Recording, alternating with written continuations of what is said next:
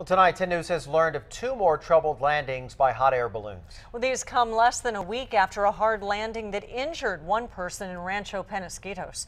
New at 7 o'clock, 10 News reporter Steve Fiorina explains why it's unlikely that either of the last incidents will be investigated.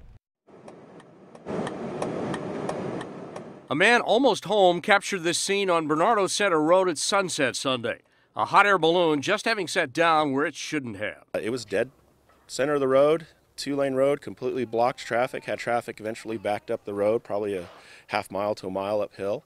Erik Windsor grabbed his cell phone after he stopped his car, recording this video of men pushing the basket to the curb as the pilot blasted superheated air into the balloon. The basket had probably about 8 passengers in it, so it was one of the larger baskets. And fortunately, it looked like it was smooth, but just in a bad location where they landed. 3 incidents this past week, including one Saturday night on Black Mountain Road, and that wedding party snafu captured on video as they landed on a house in Rancho Bernardo a few days earlier.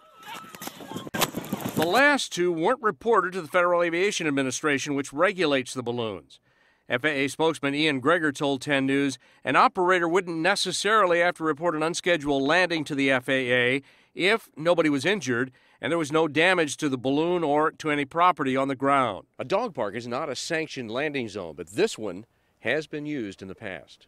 Neighbors often watch the balloons, and sometimes it's obvious that winds can cause trouble. And one was shaped like a little panda bear, and you can see the panda bear's face just rotating because of the wind.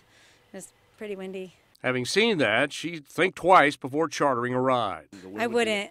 Not on a windy day like that. You wouldn't catch me up there. It's always an adventure, some days more so than others. Steve Fiorina, 10 News. Hot air balloon pilots must pass rigorous tests by the FAA to be licensed.